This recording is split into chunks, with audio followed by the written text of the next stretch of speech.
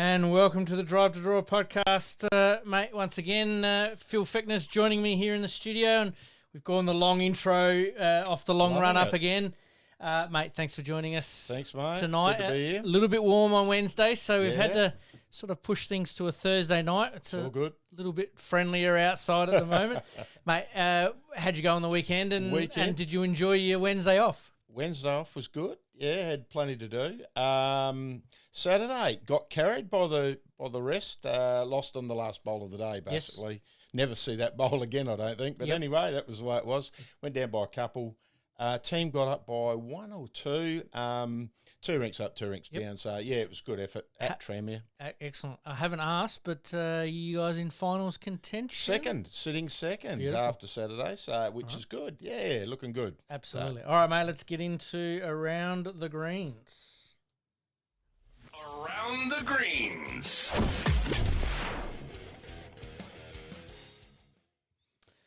All right, we did have an interview lined up tonight, but that's actually been pushed to next week, which probably works out really well with everything that's going on at the moment.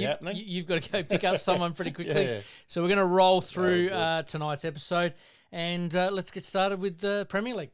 Premier League. I've got to read in Braille here tonight, Pete. Left the glasses on the bench on the way out, but we'll get through it. Round 14.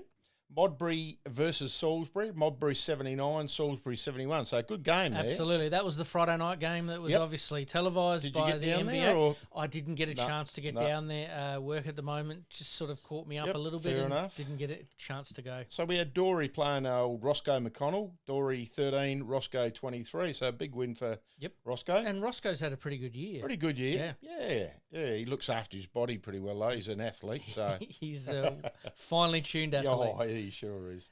Adelaide 73 versus Somerton, which I tipped. Yes. You changed. I did. 78. I was thinking Adelaide, but then Somerton was probably my tip in the end.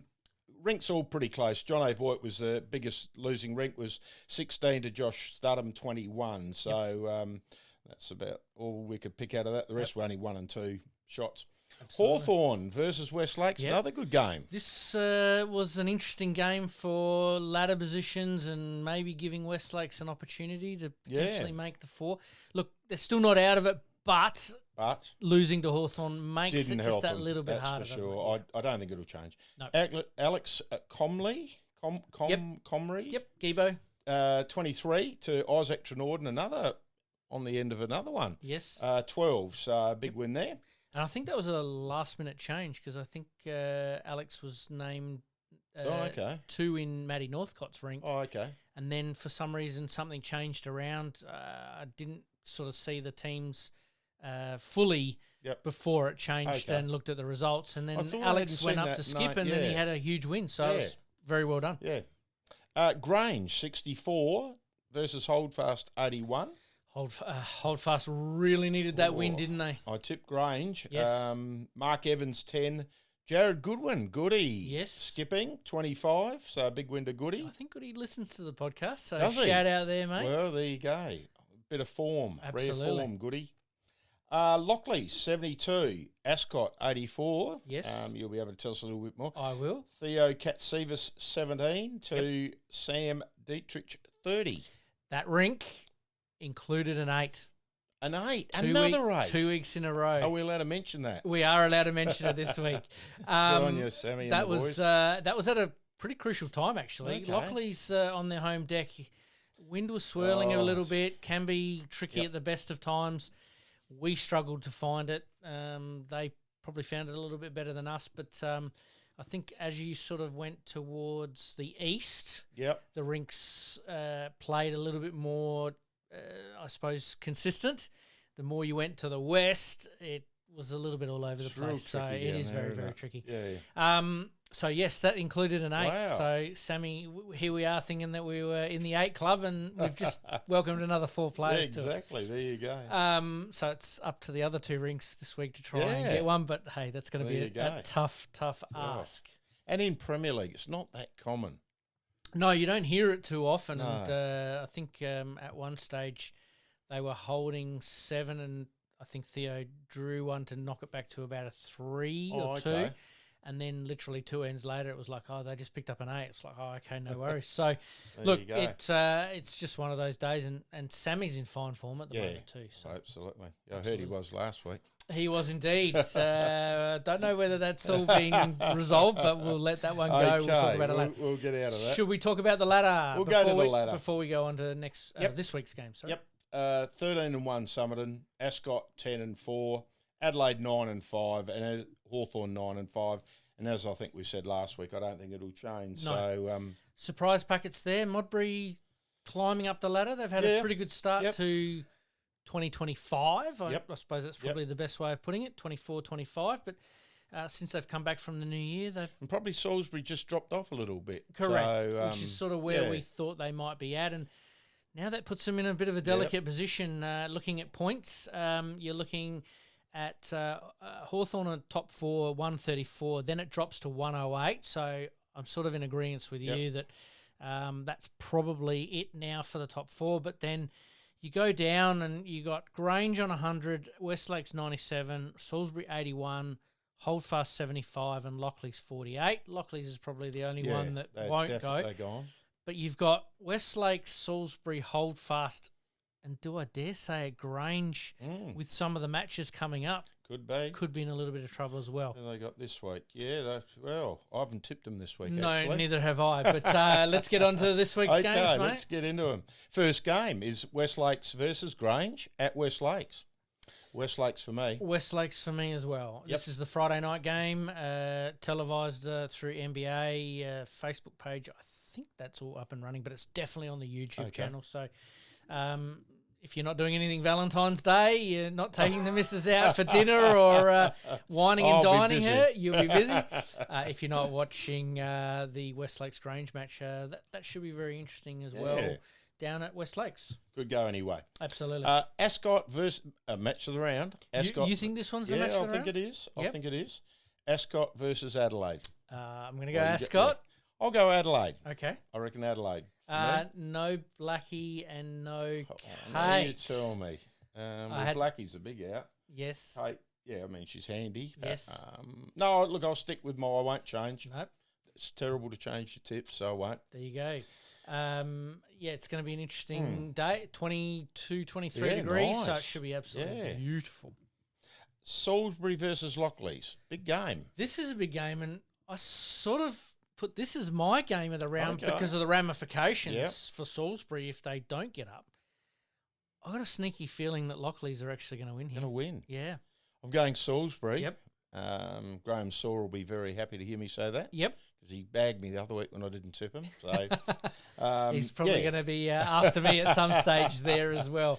Yeah, I'll go Salisbury. Just there. Lockleys the last couple of weeks. All right. Yes, they played Somerton. They played against us. They were plucky and I think that can cause some trouble with some teams like a Salisbury, a Modbury, a Grange coming up. If that's the way it goes, but. I'm gonna stick with Lockleys. I reckon they've got nothing to lose at the moment, and they're playing that way as well. Okay, we've got the next game: Modbury versus Holdie. Again, probably in that same boat, isn't it? The ramifications for a loss to Holdfast puts them right back in that precarious position. Modbury probably just safe, but certainly Holdie. It's a do or die again for them. Yep, and they'll fancy themselves, but playing at Modbury. I'm going Modbury. We played there a couple of weeks ago, and again, just those little bit of home ground conditions make a big, big difference. I'm going to go Modbury as well. Okay, and the last game in the Premier League this week will be Somerton versus Hawthorn. Oh, actually, that could be the game of the round. Well, there's, again, ramifications as for Hawthorn here. They want to try and stick and potentially get that third spot away from Adelaide. So they'd be hoping for us to beat Adelaide and for them to take on Somerton. I did have a little look at the teams. It looks like Josh Studham's out this weekend for Somerton. They are a class act and a great outfit, Somerton, and I can't go past Somerton this week. No, I can't either. Somerton for me, they've got pretty good depth. Their twos are pretty strong, so absolutely. Somerton for me. All right, let's take a quick look at the player ladder. We haven't done this so far, but we're 13 rounds in, and I've just got it up here in front of me. Cooper Hocking from the Adelaide Bowling Club, Okay. sitting at number 1 there. Scotty Tholburn sitting at number 2 there. Patrick Impag. Oh, yeah. I- Alphabet. Again, Incognito or apologies. something. That's Yep, the one. yep. Apologies for mispronunciation there. And Matty Northcott, obviously Had a at good number year. 4, and Josh Studham at number 5. So, a good little mix, a good little Yeah. eclectic mix there of players. Obviously, Scotty skipping, Matty skipping, Josh skipping. So, Yep. you know, these guys are finishing off some good work from the lead, the Yep. 2 and the 3s as well. So, well done to those guys. All right, let's move on to Division 1. Division 1, round 14. Yes. The first game was Somerton versus Woodville. Obviously tipped Somerton. So did I, Yep. yes. Pardon me. Jason Hallows, 23 to Sam Marafiotti, 15. Yes. So a big win there. Toorak, the next game, I tipped Toorak. You did, and I stuck with Payneham thinking that they might just No, not cause an not upset, Toorak. maybe, but Toorak were the ones that caused the Toorak upset. 100, Payneham 82. So we had Josh Bradley, 27, played Candice Rayson, 16. So it was the biggest winning rink there. Yep. Modbury, good game here. Modbury 73 versus Henley. I reckon I tipped Modbury at home. I reckon I did as well, thinking that it was going to be a tight tussle, and that's how it turned out. But Johnny Cooper from Modbury was the biggest winning rank, even though he was in. Oh no, he was. Oh no, he was in the losing side. Yep, 24 to Neil Miller 12. Yep. So, good win there for John. Henley, Modbury have got. Modbury have got some experienced players in that second side at the moment, and they're really promoting their youth, which we talked about a little bit last week and the week before. So, you know, I'd expect them to be around the mark once the real serious stuff gets rolling, and some of those experienced players will be able to hold them in good stead. Norb Kratz in experience or youth? A bit of both, I reckon. And some of the jokes he sends me, I'll tell you what. And obviously Jose Gill there, obviously that's right. They've playing left as them well. obviously So there to strengthen that second side. exactly right. So good match. All right, now this was the match of the round, and like we said, we congratulate Port Noarlunga and Marion for changing their time a little bit to be able to cater to the members. That. Went looking for the score and it wasn't there for a while. Playing, Absolutely, but Port Noarlunga got the chocolates, 104 to Marion, 77. So that's a big win. That is a big win. Who did we have? Brad Napper, 30 over Phil Ryan, who's we've mentioned plenty times this week on the winning side. Yes. 8. So he got touched up on the down there at Port Noarlunga.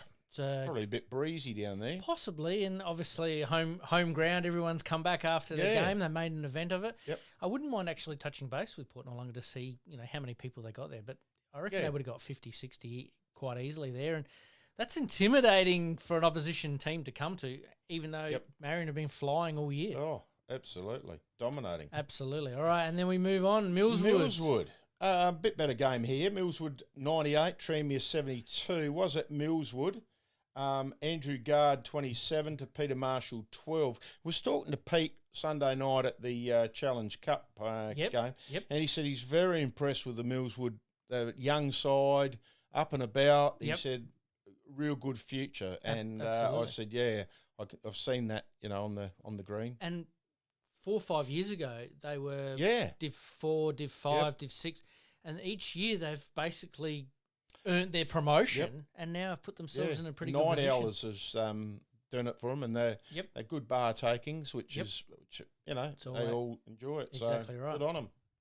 All right, let's talk the ladder. The ladder. Marion with their first loss. 13-1. Yes. Yeah. Well, and on the same weekend, we had Marion with their first loss and Toorak with their first win. Yes, we did. Port Noarlunga 12-2. Yes. Millswood 10-4 and Somerton 9-4. I think that'll be your top 4. That'll be it, I think. So a couple of good games this week too in the round 15. Absolutely. Let's have a look at them now, and then we'll have a look at the player ladder as well afterwards. All right. No worries. Marion versus Somerton. Marion for me, but I think it's going to be a good tight tussle once again. Yeah, Marion for me. Tranmere versus Port Noarlunga at Tranmere. It's a long trip, but I tip Port Noarlunga. Port Noarlunga for me. Millswood versus Henley. Millswood for me. Millswood for me. Woodville versus Toorak. Ooh, is the tail up after winning last week? Woodville for me. Toorak for me. Hey. 2 in a row for Toorak. Yep. I better tip them. We share their clubhouse now. Yeah, at the no, moment, fair enough. Paynham versus Modbury. Next door here. I'm going to go Modbury. Modbury for me. Just can't tip them at the moment. Yes. Okay, that's it. All right, let's look at the player ladder. Yes, for Division 1. No surprises for your top 5, all from Marion. Kenny Holtham. Top. The Master at number 1 there. Jason McCauley at 2. Jerry Clark at 3. And Aldo Raponi, which I believe, just off the top of my head without looking at the teams, I reckon that is Kenny's rink. So okay. That'd be why they're 12 and 2 basically. You have to go down to number 9 for Kirralie Moffat from Port Noarlunga. So, yeah, it's really basically being shared between Marion and Port Noarlunga, and that's where it's at, isn't it? Yep. And as I said to you, I think it was last week, Pete, when they hadn't been beaten, I think it was the top 15 were Marion. That's right. And I had never seen that. I think they had the top 16 there for a while, but anyway, they've lost a game, and that puts the cat amongst the pigeons a bit more. Do you think, I was going to save this to after, but I might as well ask it now. Yep. Losing a game when you are sort of dominant, is it a good thing to sharpen you up a little bit? I think so. Yeah. It won't hurt them. Yep. And is it good to get it out of the way now rather than... Grand final day.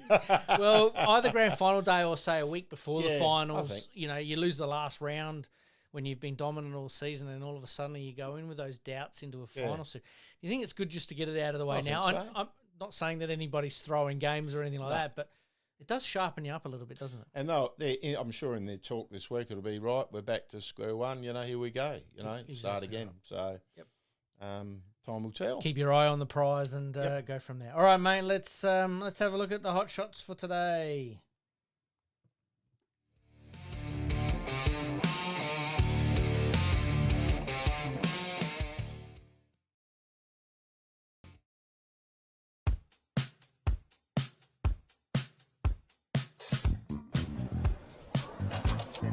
He likes it.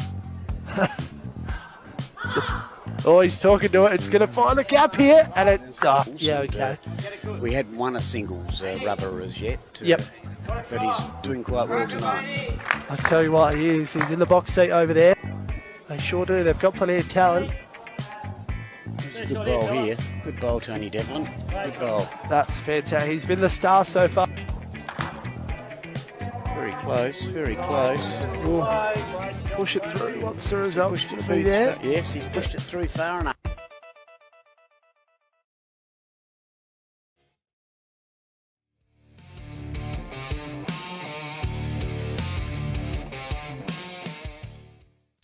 All right, mate, everybody's favourite time of the day or night. It is the Barossa Light review. Round the regions. Round 19. Fire away, mate. Pete, couple to go after this week, 20 and 21. Yep. Yadunda played Tanunda. Yadunda in a bit of a slump. They've been the second half of the season. 83, easily defeated Tanunda 61. Yep. Tate Rogers 28, defeated Neil Stewart 9. So big win there for Tate. Kapunda played Mount Pleasant, who are second to bottom. Kapunda 98, defeated Mount Pleasant 58. Yes.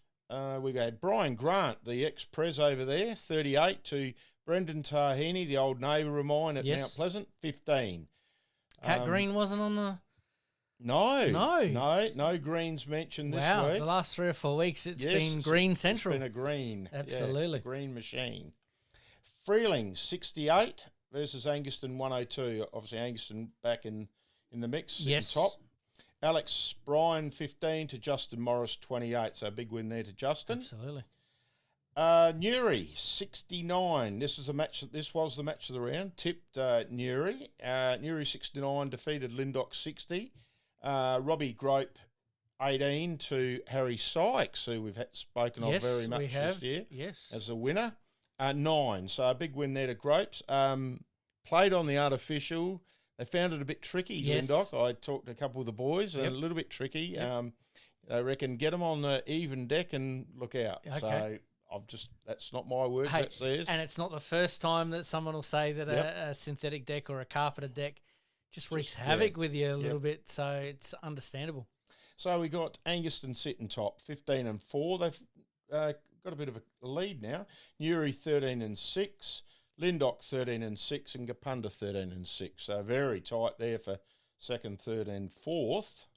So this week's matches we'll have a look at. Lyndoch versus Anguston, a good match. I'm going to go Anguston. I think they're Anguston for me. hitting form at the right time, aren't they? It's at Lyndoch, Yep. but at the new footy ground there. Yes. Tanunda versus Newry at Tanunda. Tanunda. No, sorry, Newry. Ooh, he saw my face then. No, it's all right. I had a mental blank then. I was thinking about the mayor and how he's in fine form at the moment. He is. Absolutely. No, Newry for me. Yep. Okay, Mount Pleasant versus Udunda. Be a good game over on the carpet at Mount Pleasant. Yeah, so Udunda for me. long trip for Udunda. Yeah, Udunda for me. Yep. And the Battle of the Lights out there, it's the light area. Freeling versus Kapunda on the greens of Freeling. Ooh, I'm going to go Kapunda. Kapunda for me. Absolutely. Quickly, I'll just quickly do a bit of a roundup on the Country Carnival. Yes, Pete, mate, I'm glad you have brought this up tonight. So we got the singles winner was Mark Wrigley from Streaky Bay. Yes. He beat Jaron Jenke from Berry, 12-21, 21-12. He beat him. Not to put the mozzer on Berry, but, you know, they played in the BPL Cup and came runner-up, and Jaron's got all the way through to the final here and come runner-up again. I think he's sick of silver. He wants to see some gold. Well, he's done a good job getting there, so it's a big week, it is a big week to get to that. So in the fours, we had Jeff Brand, Todd Brand, Scott Brand, all Brand. Oh, no, Brett Murdoch. Right. It was all Brand. Yes. They won the fours, beating the Newry boys. Yep. Jeff Langley was a sub for, I think it's Brenton Valenti. Mm-hmm. So Jeff came in. I think he played the semi as well. Yep. Semi. Nigel Rookie, Gary Chapman, and Brenton Brown, and the boys, the Brand boys and the Murdoch were 18-9 was the score there. Absolutely good tight tussle there. Yeah. And then Todd Brand, he backed it up with a Simon Gita Johnson. Yes. In the pairs, they played B. Hines, sorry, I don't know I only had the initials in. Cadena and Berry, I think it is, and D. Bushel for Berry. Yes. Oh, runners up again. Yep. 19-13 was the score there in the pairs. So that's the Country Carnival, and they're still playing the round robin. Zone 4, I had a quick look tonight before I came. Yep. They're sitting about midfield. I think it's York Peninsula, I think. You might have that in front of you there, Pete. I'm not too sure. You don't have that one in front I'm of me. pretty sure it's Yorks are up near the top. Yes. And I think it's the Hills mob, the East, and I reckon they're down the bottom with Mansell, and they've got quite a good, good side down there. But they're just sort of finding it out. It's a good comp. Absolutely. Down at Marion. Something I think we should be trying to introduce into the city, really. Yeah. We said that week before. A couple of weeks ago, yeah. It's quite a good concept. These things I think could work, but look, it's time, and I know there's a bit of effort that needs to go on behind the scenes. But the Country Carnival and the country people love their bowls, and for good reason. They play on some. And 43 yesterday, whatever it was, at Marion. They only played in the morning, one game in the morning, shortened game. Yep. I think they're done by about lunchtime, but. It's a big event. Absolutely.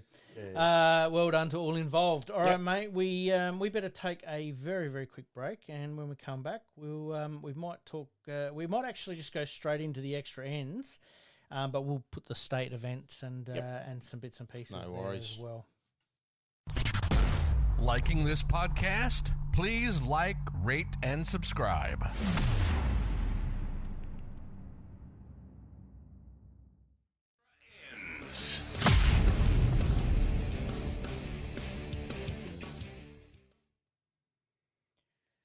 All right, mate, let's get into the extra ends. Because we don't have our players' interview tonight, we're sort of trying to keep it nice and tight. We're going to be on the mark for Pete's about going to be happy, isn't he? the 30, 32-minute mark. So I reckon we're cruising. So you're right, Pete. We'll be very, very happy. Let's talk state events. Okay, state events. The rescheduled state pairs will be played this weekend at all the various venues.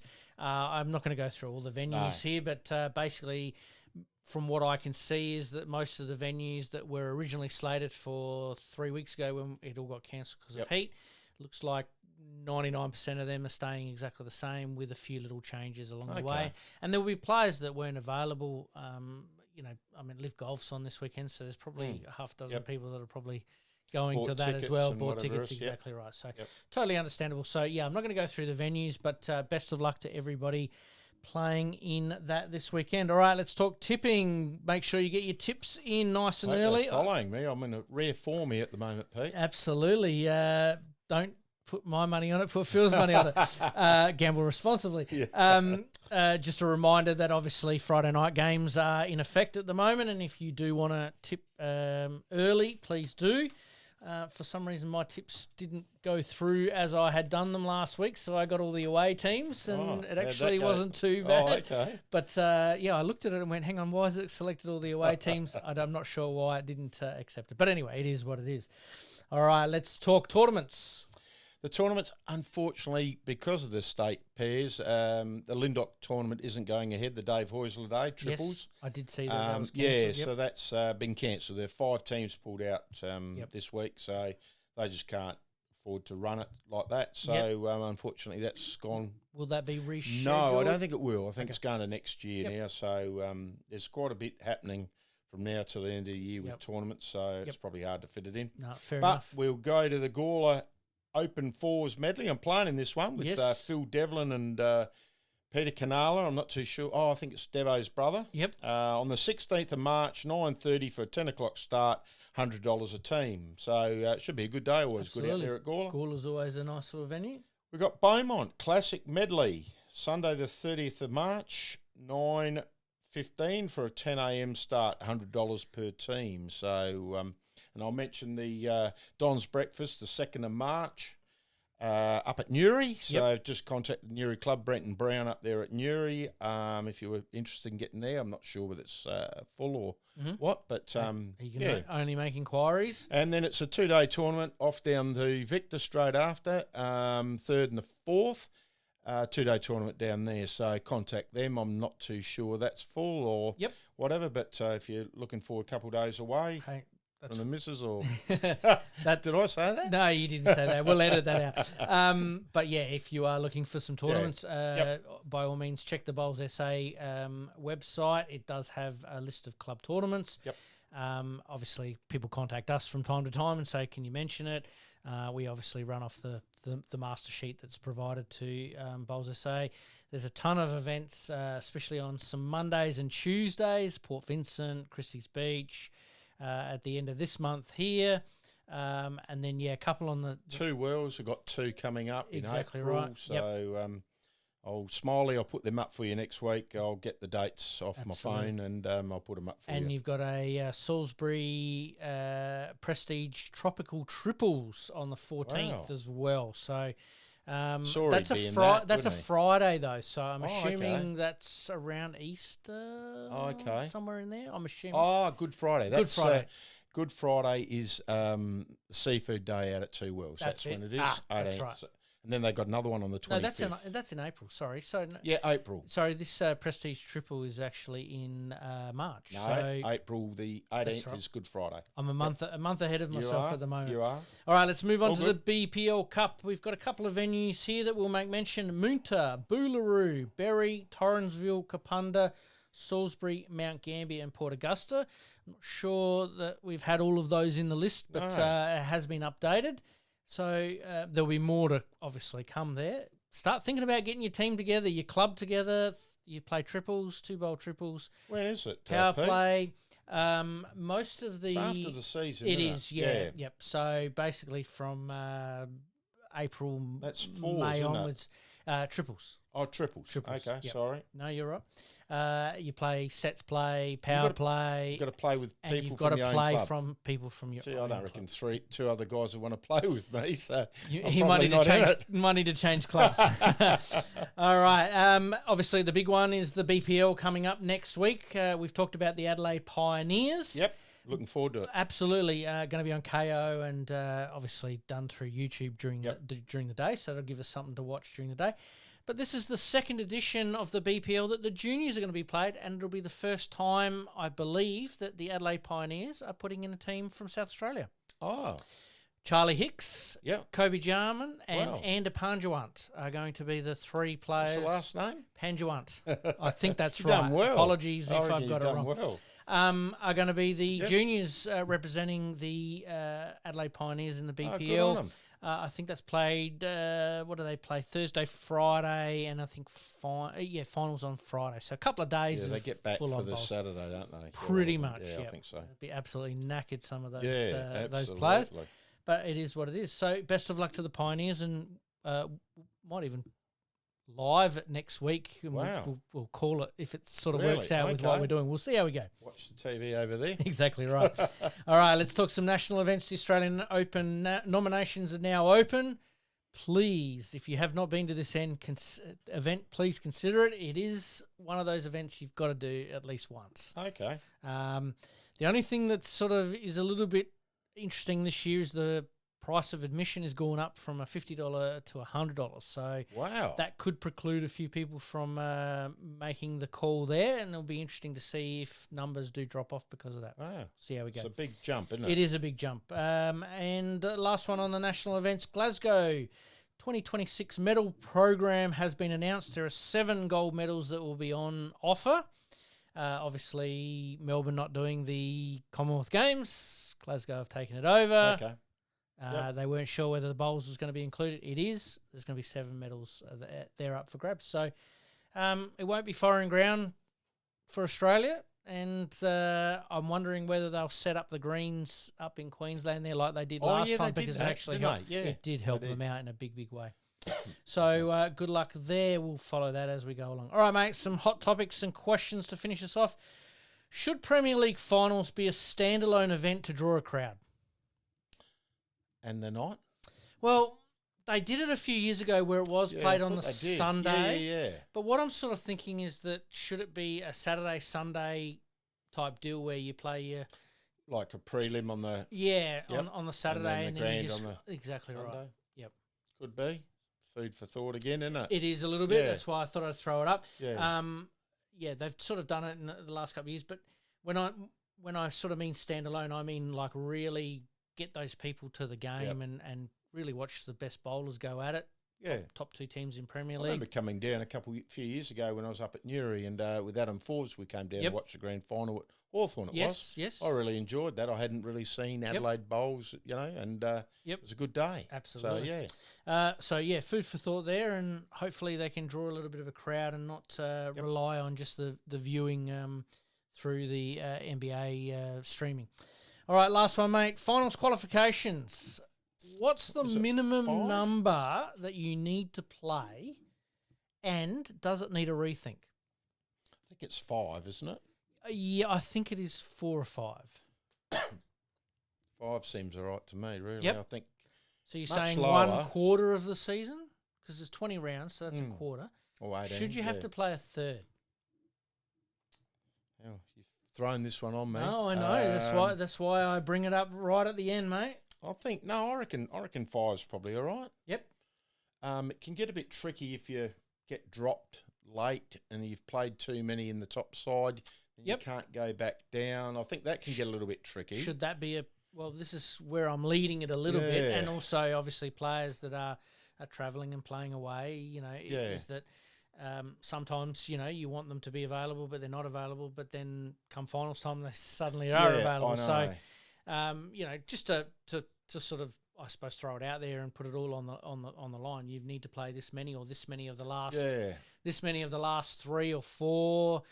But then, like you said, if someone's being dropped and they've played too many, is it a case of a almost like a permit system where you put your case forward as to And I think that should be probably fair enough if you've got both sides in. Look, I'd have to get Robbie McEwen here to clarify the real... Stump the ump. Yeah. Yep. But, yeah, I think you should. If you got dropped for that reason, perhaps you've struggled the last few weeks and but down you go. And you get to play nowhere. I mean, I'm not sure what the ruling is, so... I won't put my foot in it too much. But, hey, we're not looking for definitive answers right here, right now, but it's just something that I thought that, it was a topic of conversation over the weekend that, should you have to play X amount of the last, say, 6 games or... Ascot looking to drop you, are they? They are, yeah. I'll be out. No, but, it's a case of, players that, will go away and play or, are away for work reasons or whatever. But if you can play X amount of the last, say, 6 games, well, then you should qualify if that makes sense. Well, I know a mate of mine up in the Barossa League, he's playing in the he's top division bowler, he's playing in the second, I won't name the team, won't name the guy. No. He's playing in the second division at the moment to make sure he can qualify for that second side if needed. Clubs can do that. Yeah. And they are smart enough to work out that if you need to play X amount, then play X amount, and then we'll put you there, and it's for a specific reason. And he's happy to play there, so be it. Exactly right. So anyway, maybe we might get Robbie on and talk some rules. And Might need to. All right, mate, let's wind things up there. If you haven't liked, rated, and subscribed to us, please do. Share it with your friends, family, foes, next door neighbours, anybody else that you want to promote the Lawn Bowls podcast to. And next week we've got a special guest joining us. And look forward to it. Absolutely. And as per usual, mate, we have to do a hell of a lot better than this.